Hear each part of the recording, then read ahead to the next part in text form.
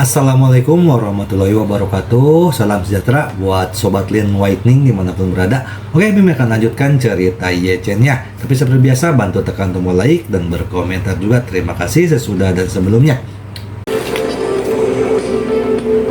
Bab 1016 sampai bab 1020. Kong Delong tiba-tiba mengajukan pertanyaan, dan Dong Ruolin tidak punya waktu untuk menyembunyikannya, dan berkata dengan canggung, Kamu, jangan bicara omong kosong, aku tidak suka Yechen. Aku tidak percaya kamu. Kong Delong meringkuk bibirnya. Aku telah berkencan dengan gadis selama bertahun-tahun, dan aku tidak bisa memahami wanita dengan baik. Dengan penampilanmu saat ini, kamu pasti naksir Yechen. Dong Ruolin berpura-pura tidak sabar dan berkata, Oh, apapun yang kamu pikirkan, aku terlalu malas untuk memberitahumu. Kong Delong mengingatkan, Ruolin, Yechen sudah menikah. Lebih baik kamu menjauh darinya, jika sampai keluarga Nona Dong menyukai wanita yang sudah menikah suami.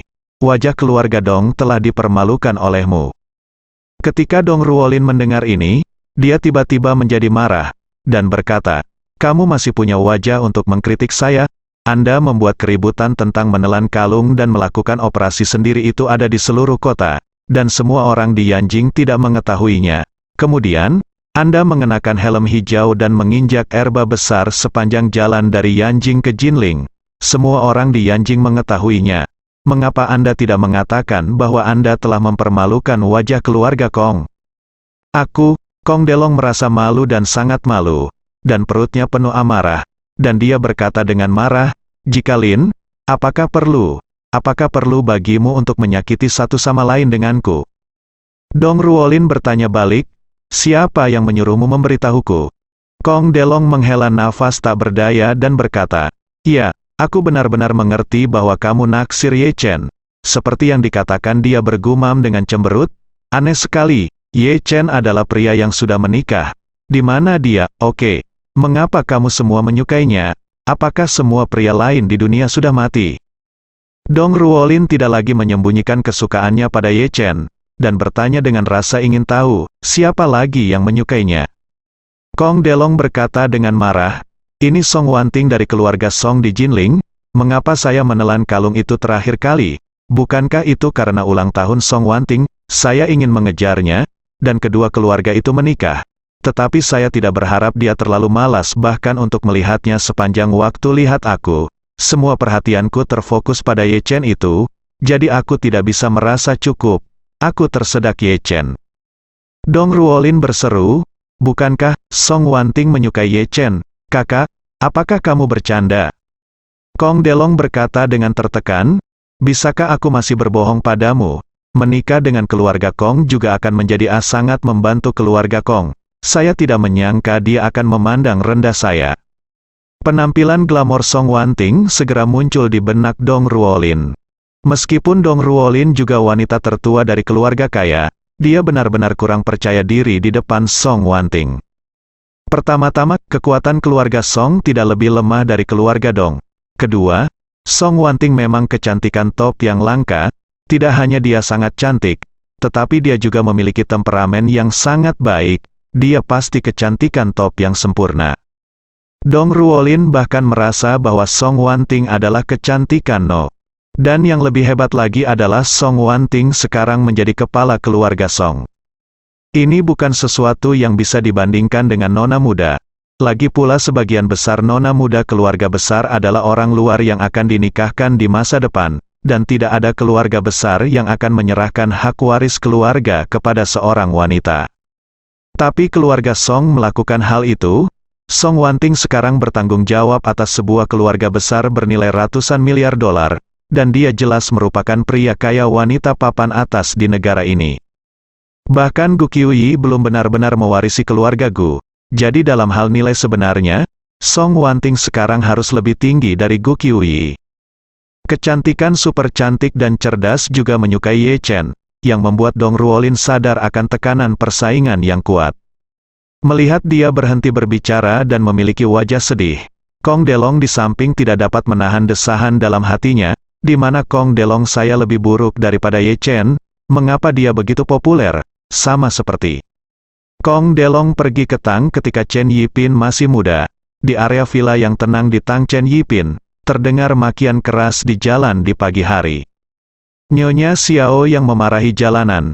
Dia bangun pagi-pagi dan menemukan bahwa 200 yuan di sakunya telah hilang. Pikiran pertamanya adalah bahwa uang itu telah dicuri. Dia mengira pada saat itu sebagian besar uangnya dicuri oleh Zhang Guifan dan yang lainnya. Tetapi ketika dia ingin menahan Qian Hongyan dan menghadapi Zhang Guifan bersama, dia menyadari bahwa Qian Hongyan telah meninggalkan pesan, dan dia telah menghilang. Pada saat ini, wanita tua Xiao menyadari bahwa 200 yuan uang hasil jerih payahnya telah dicuri oleh menantu perempuan tertua Qian Hongyan. Dia meledak saat itu juga. Orang harus tahu bahwa 200 yuan dibeli sendiri melalui kesulitan dan pemukulan dan omelan.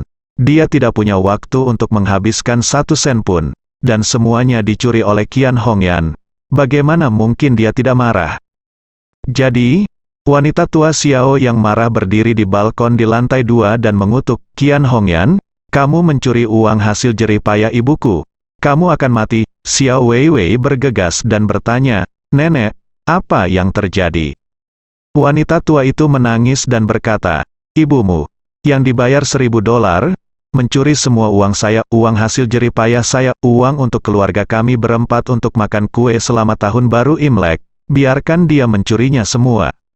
"Ah," Xiao Weiwei berseru dan bertanya, "Nenek, apa yang terjadi? Apa masalahnya? Ibu mencuri uangmu." Nyonya tua Xiao menyerahkan catatan yang ditinggalkan oleh Qian Hongyan kepada Xiao Weiwei, menangis dengan keras, "Lihat sendiri, ditinggal oleh ibu jalangmu. Dia mengatakan dia akan memiliki kencan yang tidak terbatas dengan kami." Xiao Weiwei melihat 4 kata itu memang tulisan tangan ibunya. Dia pusing beberapa saat, dan berkata, "Ibu pergi, kemana dia pergi? Mengapa dia tidak memberitahu saya?" Nyonya Xiao meratap dengan keras. Pelacur itu pasti tidak ingin tinggal dan menanggung kesulitan, dan dia tidak ingin diganggu oleh ayah dan saudara laki-laki Anda, jadi dia pergi tanpa pamit.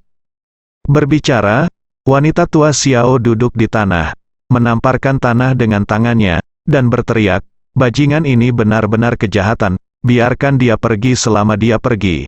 Semakin jauh semakin baik. Tetapi mengapa mencuri uang wanita tua saya? Dia mencuri uang dari seorang wanita tua seperti saya.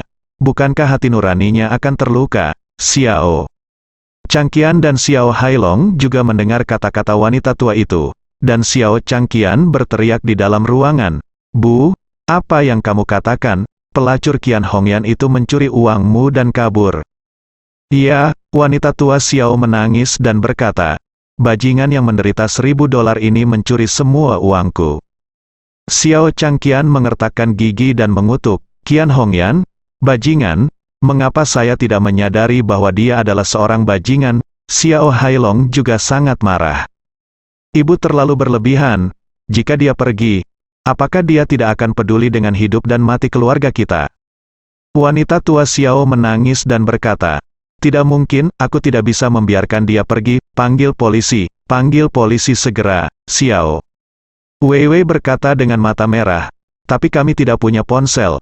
Ponsel itu telah diambil oleh orang-orang Wudonghai." Nyonya tua Xiao segera berkata kepada Xiao Weiwei, "Weiwei, kamu keluar dan temukan telepon umum. Menelepon 110 dari telepon umum gratis.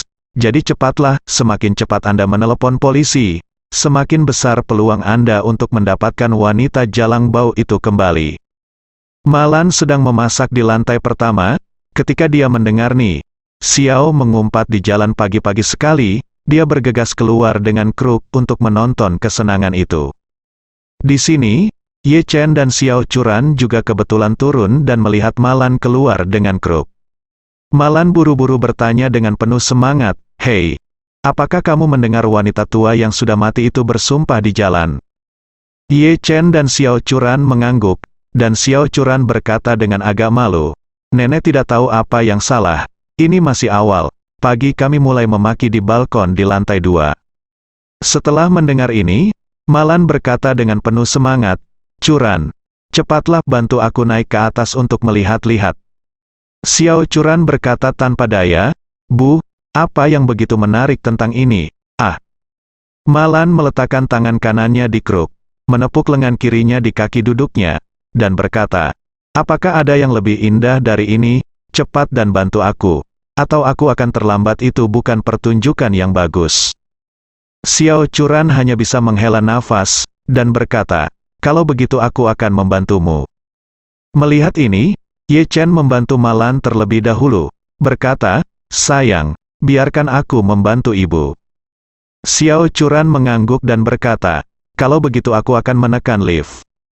"Lihat, aku melihat wanita tua Xiao di sebelah duduk di lantai balkon di lantai 2, mengumpat dan memaki.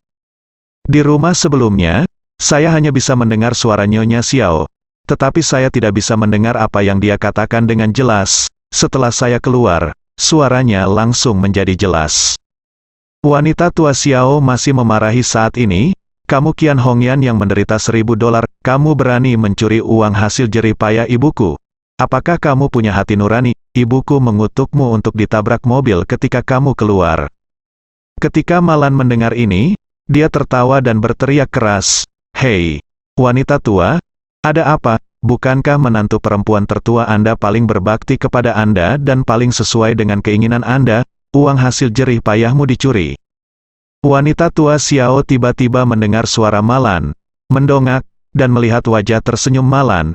Dia langsung marah dari hati, dan memarahi dengan gigi terkatup, "Malan, urusan keluarga kami tidak ada hubungannya denganmu. Seorang pemberang, jangan bicara sarkastik di sini." Malan cemberut, "Oh, kamu berusia 70-an dan 80-an. Bagaimana mungkin kamu masih memiliki wajah untuk memanggilku cerewet ketika kamu mengutuk di teras di pagi hari? Kamu benar-benar berkulit tebal." Xiao wanita tua itu berkata dengan marah, "Kamu kentut, tikus terbesar di dunia adalah kamu. Malan. Apakah menurutmu kamu bisa berpura-pura menjadi orang baik jika kamu tinggal di Tangchen Yipin dan memakai 5 orang dan 6 orang? Malan tidak marah, dan tersenyum hehe berkata, "Oh, wanita tua, kamu juga mengatakan bahwa saya adalah orang yang tinggal di kelas 1 Tangchen sekarang. Saya tinggal di kelas 1 Tangchen sekarang. Saya harus meningkatkan kualitas saya. Saya tidak bisa seperti Anda. Mereka semua tinggal di Tangchen Yipin, dan mereka bahkan mencuri makanan dari rumah orang lain. Apakah Anda tidak tahu malu?"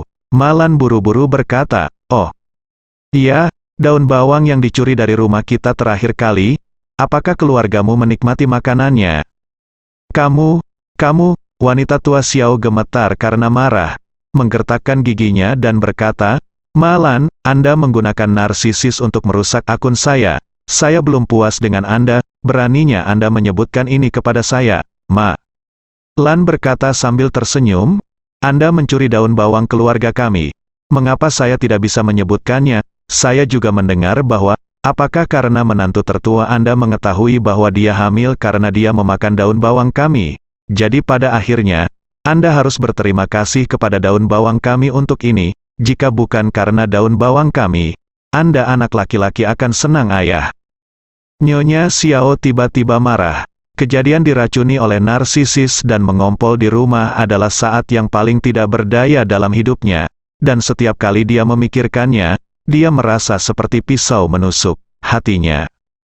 Selain itu, dia sudah tenggelam dalam rasa sakit karena uang hasil jerih payahnya dicuri. Dan sekarang dia dibesarkan lagi dan diejek oleh Malan, sehingga api di hatinya hampir bisa membakar villa ini. Tepat ketika dia ingin memarahi Malan, tetapi tidak tahu harus mulai dari mana, sebuah mobil polisi melaju ke bawah dengan tergesa-gesa. Beberapa petugas polisi keluar dari mobil, dan Xiao Weiwei dengan cepat membuka pintu.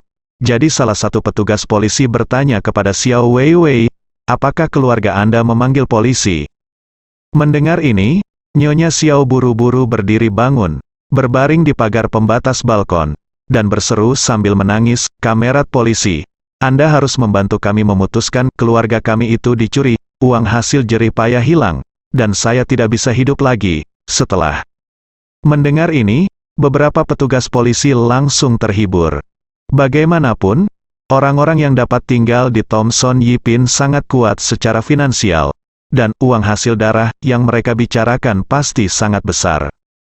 Kalau dipikir-pikir, orang yang bisa dengan mudah tinggal di villa bernilai lebih dari 100 juta yuan, berapa 3-5 juta yuan bagi mereka? 30 hingga 50 juta diperkirakan akan menjadi cemberut. Tetapi melihat wanita tua itu sangat rusak, tampaknya jumlahnya pasti lebih dari 30 hingga 50 juta. Mungkin, ini masih merupakan pencurian yang sangat besar. Jadi, beberapa orang bergegas masuk dan bertanya langsung kepada Xiao Weiwei, kapan pencurian itu terjadi, berapa banyak properti yang dicuri. Xiao Weiwei sedikit malu, dan berkata, ini, tolong pergi ke lantai 2 untuk menanyakan nenek, uang yang hilang adalah miliknya, dia paling tahu situasinya.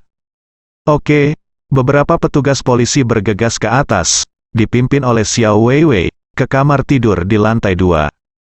Melihat dua pria, satu tua dan satu muda, tidur di kamar tidur di lantai 2, petugas polisi juga sedikit terkejut, tetapi dia tidak terlalu memikirkannya, dia langsung pergi ke teras dan bertanya pada wanita tua, apakah Anda kehilangan barang-barang Anda? Ya, ini saya, Nyonya Xiao berkata dengan marah. Seorang wanita bernama Qian Hongyan, dia mencuri uang hasil jerih payah saya dan melarikan diri. Anda harus menangkapnya. Polisi itu mengangguk dengan tergesa-gesa, mengeluarkan komputer genggam yang didedikasikan untuk polisi itu, dan berkata, apakah Anda tahu informasi spesifik tentang Qian Hongyan? Misalnya, kampung halamannya, usianya, dan nomor ID-nya akan bagus. Kalau begitu, apakah Anda dapat langsung menemukan informasi spesifik, dan segera mulai menangkap orang? Nomor ID, Nyonya tua Xiao berpikir sejenak dan bertanya kepada Xiao Weiwei, apakah kamu tahu nomor ID ibumu? Xiao Weiwei berkata dengan canggung, aku hanya dapat mengingat sebagian kecil, aku tidak dapat mengingat semua. Wanita tua Xiao berkata dengan tergesa-gesa, pergi dan temukan ayahmu dan surat nikahnya, pasti ada nomor ID-nya di sana, Xiao. Weiwei mengangguk, oke nenek, aku akan pergi mencari. Beberapa petugas polisi bertukar pandang, dan pemimpinnya bertanya, wanita tua, Qian Hong yang mencuri uangmu Yan, apa hubungannya denganmu? Wanita tua Xiao mengertakkan gigi dan berkata, bajingan itu adalah menantu perempuan tertua saya benar-benar waspada siang dan malam, saya tidak menyangka bahwa pencuri rumah sulit untuk diwaspadai. Petugas polisi terkemuka berkata dengan canggung, jika itu adalah keluarga Anda sendiri, Anda harus mempertimbangkan dengan hati-hati apakah akan melalui prosedur hukum, karena pencurian bukanlah masalah sepele, itu adalah tindak pidana. Setelah jeda, dia melanjutkan, jika Anda benar-benar ingin mengklaim bahwa dia mencuri, maka setelah kami mengajukan kasus untuk penyelidikan, itu akan diserahkan ke kejaksaan untuk dituntut. Jika itu kejahatan, setidaknya akan memakan waktu beberapa tahun, bahkan jika Anda telah berada di penjara selama lebih dari 10 tahun, Anda dan menantu perempuan Anda adalah satu keluarga. Jadi tidak perlu terlalu serius, bukan, Nyonya? Tua Xiao mendengus dingin, benarkah, saya tidak hanya ingin menjadi kenyataan, tetapi saya juga ingin setia sampai mati, lebih baik jika Anda menangkapnya dan memberinya hukuman seumur hidup, bahkan berani mencuri uang saya. Melawan dia, saya akan memberitahu dia hari ini bahwa saya adalah seorang wanita tua yang jelas bukan sesuatu yang bisa dia bully jika dia mau, pastikan untuk memberinya warna untuk melihat ini. Petugas polisi terkemuka berhenti membujuk, mengangguk dan berkata, karena Anda mengklaim bahwa pihak lain mencuri properti Anda, maka kami akan melanjutkan kasus pencurian tersebut. Wanita tua Xiao mengangguk dengan tergesa-gesa. Ya, ini untuk melanjutkan sesuai dengan kasus pencurian dan menangkapnya, hukum dia. Petugas polisi terkemuka bertanya lagi, Nyonya tua, berapa banyak harta yang Anda hilangkan secara total kali ini, termasuk namun tidak terbatas pada uang tunai, utang, dan barang pribadi berharga lainnya? Wanita tua itu berseru, dia mencuri $200 dariku, itu semua uang hasil jerih payah saya. Petugas polisi tercengang, berapa? 200. Dihadapkan dengan konfirmasi petugas polisi, wanita tua Xiao mengangguk, menggertakkan giginya dan berkata, benar, ini 200. Petugas polisi mengira ada yang salah dengan telinganya. Seorang wanita tua yang tinggal di villa terbaik di Thomson Yipin akan memanggil polisi untuk 200 yuan. Ada yang salah. Memikirkan hal ini, dia berpikir dalam hati, mungkinkah orang kaya berbicara seperti ini? Katakanlah 2.200.000, reuni kelas terakhir, generasi kedua yang kaya di kelas mengatakan hal yang sama ketika dia berbicara tentang mobil mewahnya. Itu jelas Rolls-Royce dengan lebih dari 5 juta. Dia dengan santai mengatakan lebih dari 500. Apakah ini masalah umum orang kaya? Tetapi memikirkan hal ini, dia sedikit bingung. Masuk akal bahwa kekayaan bersih wanita tua ini lebih dari 100 juta, bahkan jika dia kehilangan 2 juta, itu tidak akan terlalu buruk. Bersemangat, Qian Hongyan mencuri 200 darimu, dan 200 ini berarti 2 juta, kan? Tidak, Nyonya tua Xiao berkata. Ini hanya 200 yuan. 200 yuan. Uang tunai, 2 lembar $100. Ah, rahang beberapa petugas polisi ingin jatuh ke tanah. Pemimpin berkata dengan malu-malu, wanita tua, menantu perempuan tertua Anda mengambil 200 yuan dari Anda, dan Anda akan memanggil polisi untuk menangkapnya. Wanita tua Xiao mengangkat alisnya dan bertanya, ada apa? Apakah kamu tidak bisa? Dia mencuri uang hasil jerih payah saya. Apakah saya masih dapat memanggil polisi? Petugas polisi terkemuka berkata dengan canggung, ya, itu mungkin. Tetapi saya harus memberitahu Anda akal sehat hukum yang mendasar. Menurut definisi pencurian dalam undang-undang negara kita, kejahatan pencurian adalah syarat untuk menjatuhkan hukuman adalah bahwa jumlah yang terlibat dalam kasus tersebut setidaknya harus memenuhi standar yang relatif besar. Yuan menjadi lebih dari 3.000 yuan. Jika gagal memenuhi standar ini, tidak ada cara untuk mengejar tanggung jawab pidana. Wanita tua Xiao mengerutkan kening dan berkata, apa-apaan ini? Dia mencuri uang hasil jerih payah saya. Tahukah Anda bahwa saya hanya mendapatkan gaji 100 yuan setelah seharian bekerja keras kemarin? Saya ditampar, dan yang lainnya saya membayar 100 yuan lagi. Dan 200 yuan adalah uang untuk keluarga kami makan pangsit selama tahun baru Imlek. Polisi itu tercengang, dan berpikir dalam hati, wanita tua ini pasti bercanda dengan kita. Benar, tinggal di villa yang begitu besar, dan panggil polisi untuk 200 yuan, dan 200 yuan masih 100 untuk bekerja, dan 100 untuk dipukuli. Kebanyakan orang tidak begitu miskin. Apalagi dia masih tinggal di tempat seperti itu. Di villa mewah yang besar, ini juga ajaib. Namun, dia hanya bisa menjelaskan dengan sabar, tidak mungkin, wanita tua, ini jelas diatur oleh hukum.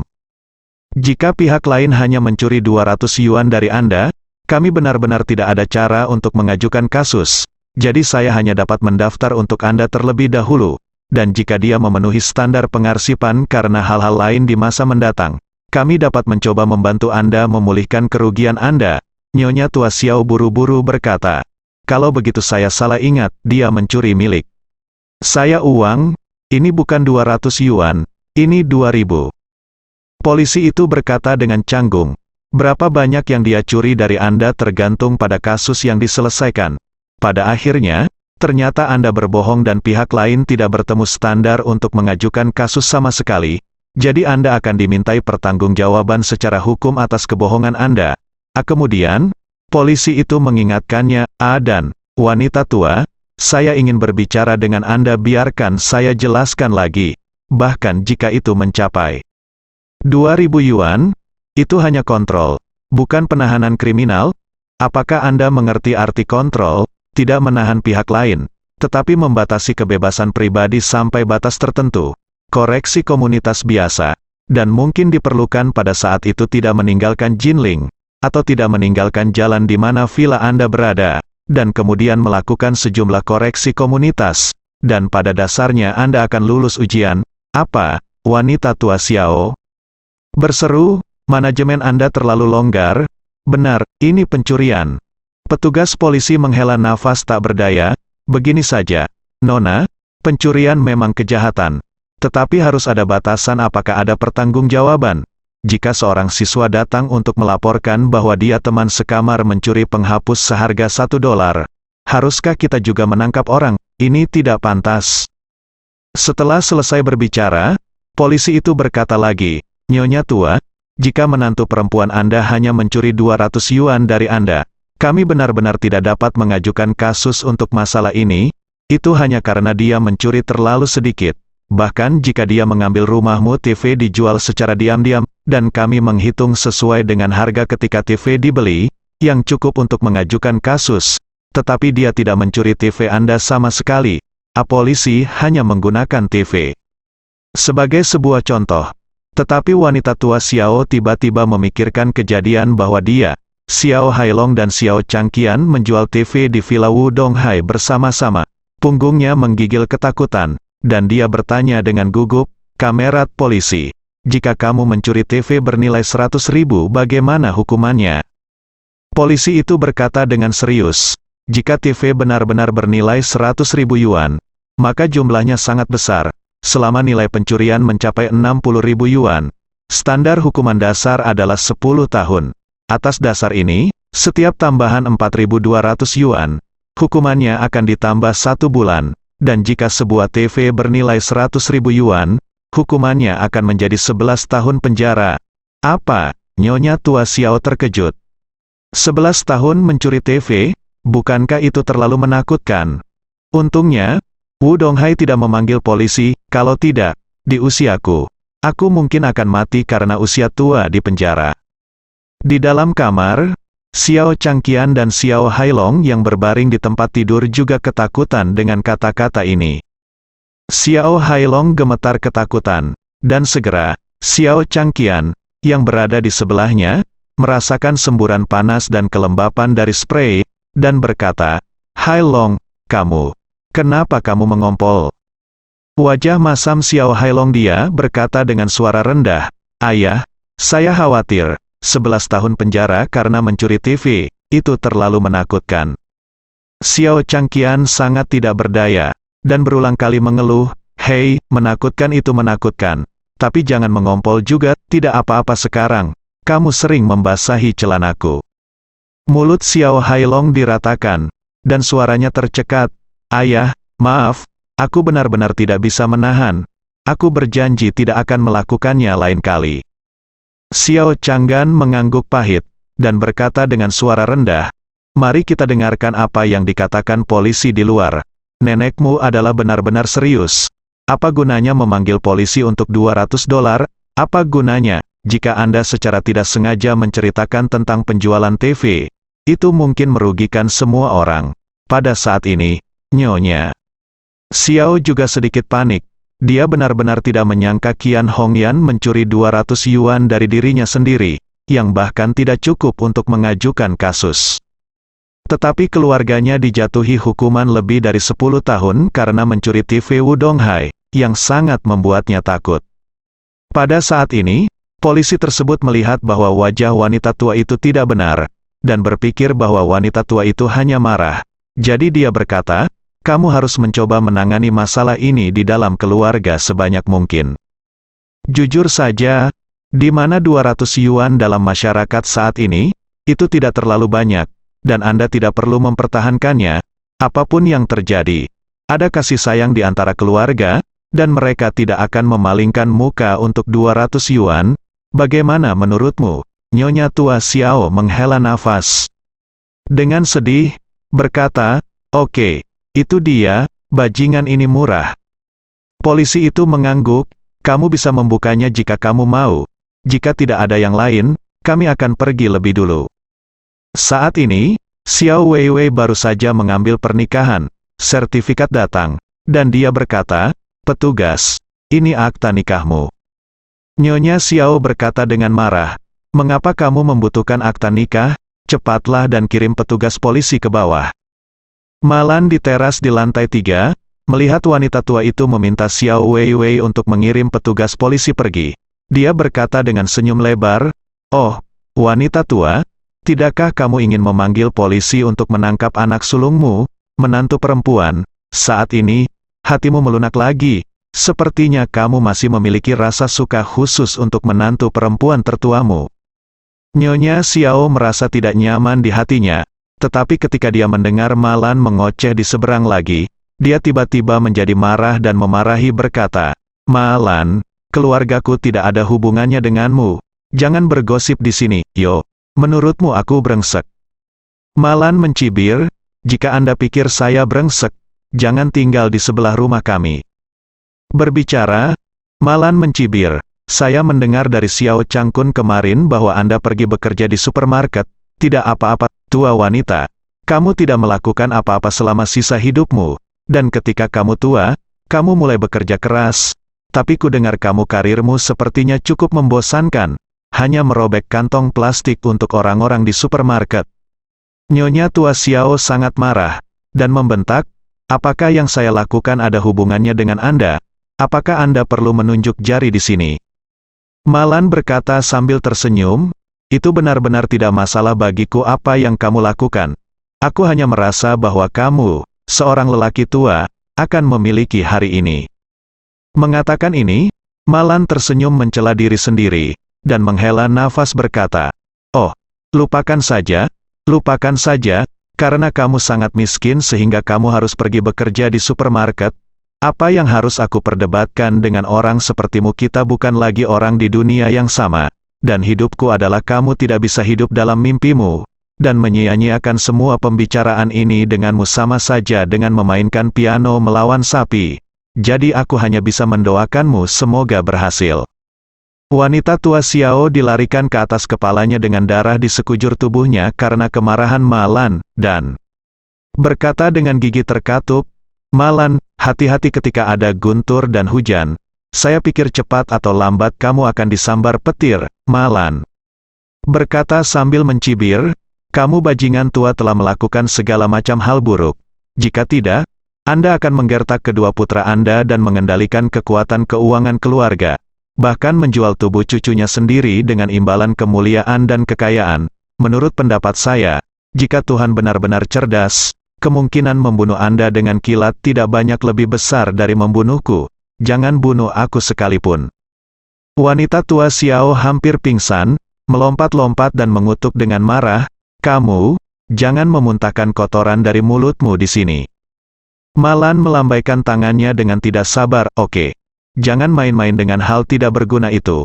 Mari kita lihat siapa yang menjalani kehidupan yang lebih baik. Anda lihat, kaki saya terluka, menantu laki-laki saya memberi saya ratusan ribu dolar untuk dibeli dan dibeli secara online. Bagaimana dengan Anda? Anda sangat miskin sehingga Anda bahkan tidak bisa makan dan pergi bekerja di supermarket. Kami berdua, itulah perbedaan antara burung phoenix dan burung pegar, nyonya.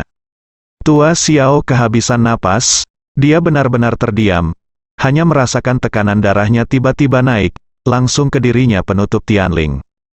Saat ini, Malan tidak berniat melepaskannya, dan berkata sambil mencibir, orang tua, jika kamu benar-benar miskin dan tidak mampu membeli makanan, aku bisa memberimu tipuan.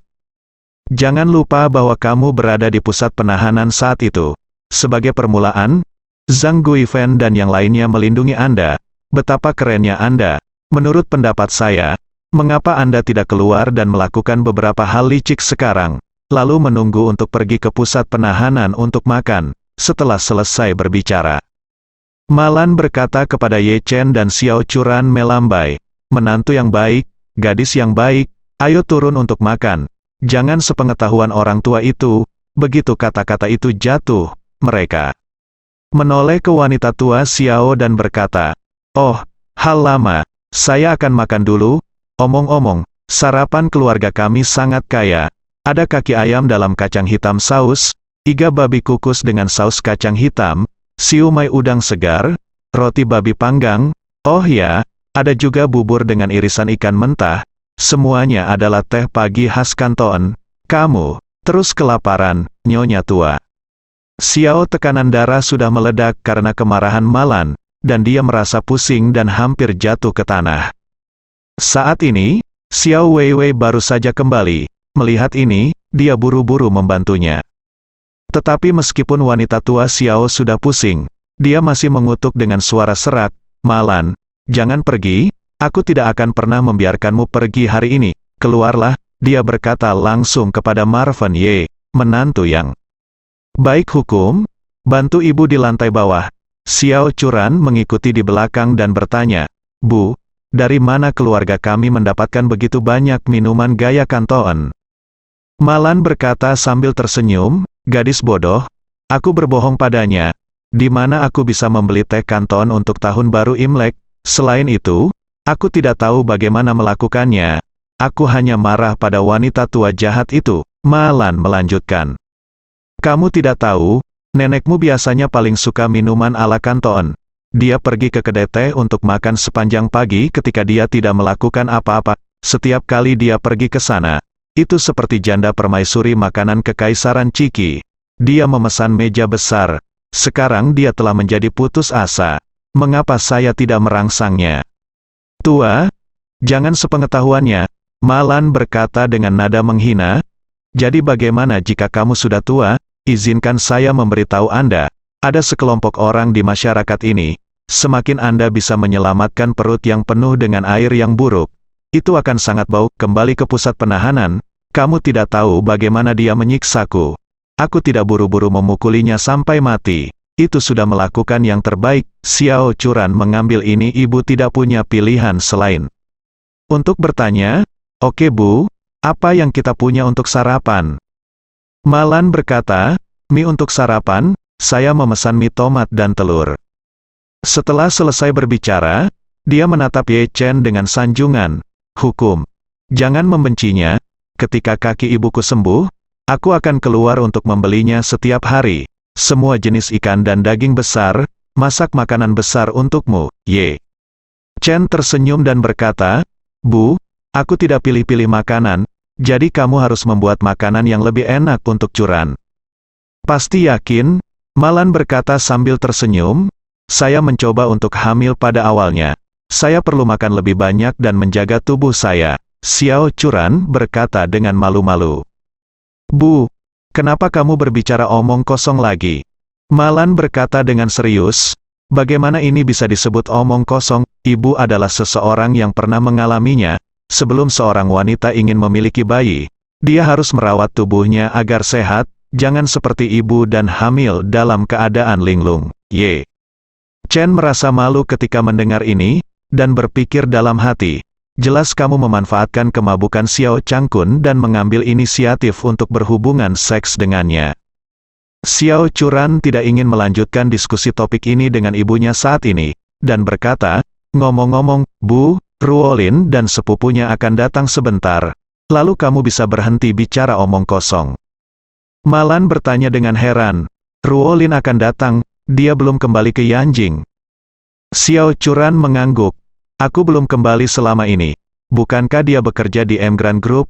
Para pekerja kantor hanya libur hari ini. Jadi dia akan mengunjungi rumah kita dulu, lalu kembali ke Yanjing untuk tahun baru. Malan bertanya lagi, apakah dia akan kembali bekerja setelah tahun baru Imlek?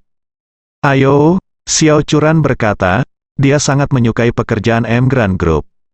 Malan mendecakkan bibirnya, dan berkata dengan serius, aku merasa ada yang tidak beres. Xiao Churan bertanya dengan heran, ada apa? Malan berkata dengan sangat serius, keluarga Dong sangat kuat, bagaimana mungkin dia tertarik dengan pekerjaan di Emgrand Group, dan dia sudah bekerja begitu lama. Saya pikir, dia pasti punya rencana lain. Ye Chen tidak pernah menyangka bahwa penilaian Malan pada Dong Ruolin bisa begitu akurat. Nyatanya, saat Dong Ruolin pertama kali bergabung dengan Emgrand Group, Ye Chen sudah bisa menebak motifnya. Keluarga Dong pasti sudah mendengar bahwa keluarga Ye mengatur keturunan di Jinling, dan juga membeli Emgrand Group sebagai hadiah kepada pihak lain. Jadi keluarga Dong merasa ini adalah kesempatan bagus untuk maju, jadi mereka mengaturnya, Dong Ruolin. Awalnya, Ye Chen berencana untuk tidak membiarkan Dong Ruolin menghubunginya di Emgrand Group. Dengan cara ini, dia tidak akan dapat menemukan tubuh aslinya untuk waktu yang lama, dan dia yakin dia akan segera meninggalkan Jinling. Tapi siapa sangka Dong Ruolin jatuh cinta padanya secara kebetulan. Dari saat dia mengaku kepada Ye Chen tahu di dalam hatinya bahwa wanita ini tidak akan bisa pergi untuk sementara waktu. Di sini, Xiao Churan mendengar ibunya berkata bahwa Dong Ruolin datang ke Jinling untuk tujuan lain, jadi dia tidak bisa menahan tawa dan berkata, Bu, kemana kamu ingin pergi? Dia baru saja datang untuk bekerja, jadi tidak ada rencana lain. Malan berkata dengan senyum palsu, "Kalau begitu izinkan saya bertanya kepada Anda, jika keluarga Anda memiliki 100 miliar, apakah Anda akan mengambil pekerjaan dengan gaji tahunan beberapa juta?" Xiao Churan berpikir sejenak, berkata, "Orang mungkin hanya ingin menjadi wanita mandiri, atau mereka hanya ingin bekerja keras sendiri di tempat kerja, atau mungkin murni karena perasaan." Malan melambaikan tangannya, dan berkata dengan serius, "Oh putriku, kamu tidak mengerti, di dunia ini, orang miskin mungkin benar-benar memiliki apa yang disebut perasaan, tetapi orang kaya pasti tidak." Saat dia berbicara, Malan tampak bertekad lagi, berkata, "Orang kaya. Ini semua adalah orang yang tidak menguntungkan. Semua energi mereka terkonsentrasi untuk menghasilkan uang, dan mereka dapat menggunakannya untuk menciptakan sedikit nilai jika mereka ingin kentut, jadi sangat tidak mungkin pergi ke tempat kecil untuk membuang waktu. Menyukai sesuatu di tempat kecil ini, mungkin ada harta tak ternilai yang tersembunyi di Jinling kita." Xiao Churan berkata tanpa daya, "Bu, ini masalah sederhana, bagaimana kamu bisa mengatakannya begitu misterius?" Malan berkata dengan sungguh-sungguh, "Jangan percaya padaku. Ketika aku masih muda, aku mendengarkanmu. Nenek berkata bahwa mereka kampung halamannya ada di sarang gunung, dan mereka tidak melihat banyak orang luar sepanjang tahun, dan orang kaya tidak mendatangi mereka. Tetapi mulai dari tahun tertentu, setiap tahun, akan ada beberapa orang kaya yang menyumbangkan uang untuk mereka untuk membangun kuil. Beberapa menyumbangkan kuil tanah, beberapa menyumbangkan kuil guanyin, mengatakan bahwa dewa mereka sangat efektif. Orang-orang di pegunungan sangat bingung, berpikir, saya belum pernah mendengar sesuatu yang sangat efektif di sini dewa. Jika ada adalah dewa, bagaimana kita bisa begitu miskin sehingga kita tidak akan pernah makan makanan terakhir kita? Ini tidak masuk akal, kan?" Xiao Churan mengangguk, "Ini benar-benar agak aneh." Lalu, "Ini selama beberapa tahun, puluhan kuil besar dan kecil telah dibangun. Tetapi semua orang masih miskin sampai mati. Baru setelah seorang detektif besar dari Yanjing pergi jauh-jauh ke pegunungan, semua orang mengerti ternyata orang-orang kaya itu datang ke pegunungan untuk menyumbangkan kuil untuk merampok makam besar dinasti Han." "Ah, perampokan makam?" Xiao Churan berkata dengan canggung, "Bu, apakah kamu membaca terlalu banyak novel? Bagaimana bisa ada begitu banyak novel, perampok makam dalam novel?" Malan berkata dengan serius, "Apakah menurut Anda perampok makam dalam novel itu misterius? Izinkan saya memberitahu Anda, ada lebih banyak perampok makam dalam kenyataan daripada yang dijelaskan dalam novel." Setelah selesai berbicara, Malan menyingsingkan lengan bajunya dengan bersemangat. Dia memberi isyarat dengan tangannya, "Biar ku beritahu. Makam besar itu ada di bawah gunung di belakang rumah nenekmu. Tapi penduduk desa tidak pernah mengetahuinya." Kepala lusinan lubang digali dari dasar kuil, hampir melubangi dasar gunung. Xiao Churan tersenyum dan berkata, "Bu, semakin banyak kamu berbicara, semakin misterius kamu, dan kamu menggali lubang. Kamu pikir itu kapten menyentuh jin?" Melihat Xiao Churan selalu tidak percaya pada dirinya sendiri, Malan tidak bisa menahan rasa cemasnya, dan berkata, "Kamu gadis, kenapa kamu tidak percaya apa yang dikatakan ibu? Ada beberapa makam besar, dan tidak jauh dari rumah nenek saya beberapa tahun yang lalu. Makam Markis Haihun yang sangat terkenal digali. Pernahkah Anda mendengar tentang makam Markis Haihun?" Xiao Churan mengangguk. "Saya pernah mendengar bahwa itu tampaknya merupakan penemuan arkeologi yang sangat penting. Apa yang salah dengan makam ini?" Xiao Churan tercengang ketika mendengar ini. Apakah kelompok perampok makam ini benar-benar sangat kuat? Malan sedikit cemas, dan berkata, "Jika kamu tidak percaya padaku, cari di internet." Ye Chen mengangguk dan menggema, "Istriku, kamu memang sedikit cuek tentang masalah ini. Faktanya, ada banyak pengrajin yang sangat kuat di masyarakat. Perampok makam dalam novel yang kamu baca sebenarnya ada begitu banyak di kehidupan nyata. Jika kamu tidak percaya padaku, tanyakan saja pada ayah. Ada banyak peninggalan budaya yang digali di lingkaran antik yang diperdagangkan secara pribadi di bawah setiap tahun, dan terus terang, semuanya dicuri oleh perampok makam. Chen berkata lagi, lebih dari selusin 20 tahun yang lalu, terjadi pencurian Cordyceps sinensis di ibu kota provinsi di wilayah tengah. Dalam hal ini, sebuah toko yang menjual Cordyceps dicuri oleh seseorang dalam semalam dengan 200 kg Cordyceps senilai puluhan juta. Apakah Anda tahu bagaimana pihak lain mencurinya, Xiao? Churan menggelengkan kepalanya. Bagaimana kamu mencurinya? Ye Chen berkata, mereka mencurinya melalui lubang perampokan. Mereka menyewa toko di seberang toko Cordyceps, menggali beberapa puluh meter lubang perampokan di bawah tanah, mengebor langsung ke tanah toko Cordyceps, dan kemudian mengebor untuk mencuri semua Cordyceps. Berjalanlah. Xiao Churan berkata dengan takjub, ini luar biasa. Ye Chen mengangguk, mengesampingkan perilaku ilegal dan kriminal mereka. Bicarakan saja tentang keterampilan membuat lubang mereka, yang memang sangat bagus. Ma Lan memandang Xiao Churan dan berkata, sekarang, apakah kamu percaya padaku, Xiao? Churan tidak punya pilihan selain mengangguk. Bu, aku percaya. Ma Lan bersenandung, dan berkata lagi, kalau begitu, sekarang kamu mengerti apa artinya tidak menguntungkan, kan? Untuk perampok makam, jika bukan karena makam kuno di pegunungan, siapa yang akan pergi ke tempat terpencil untuk menyumbang ke kuil? Hal yang sama berlaku untuk Dong Ruolin jika bukan untuk keuntungan Jinling. Mengapa dia menjadi wanita tertua dari keluarga besar Yanjing dan membuang waktu di sini? Itu sebabnya saya berkata, Jinling pasti memiliki harta karun besar yang tidak kita duga. Xiao Churan mengerutkan kening dan berkata, tapi tidak ada harta di Jinling. Bahkan jika ada makam kuno, tidak mungkin keluarga Dong merampok makam itu, Ma. Lan berkata, harta besar yang saya bicarakan belum tentu makam kuno. Mungkin kita memiliki beberapa kesempatan besar yang tersembunyi di Jinling. Xiao Churan tersenyum dan berkata, tembakan besar macam apa yang bisa membuat keluarga Yanjing tertarik? Setelah selesai berbicara, dia menunjuk ke arah Ye Chen dan bercanda. Banyak orang di Jinling memanggil menantu laki-lakimu Tuan Ye dan mengatakan bahwa menantu laki-lakimu adalah naga sungguhan di dunia. Mungkinkah dia tersembunyi? Orang besar bersambung.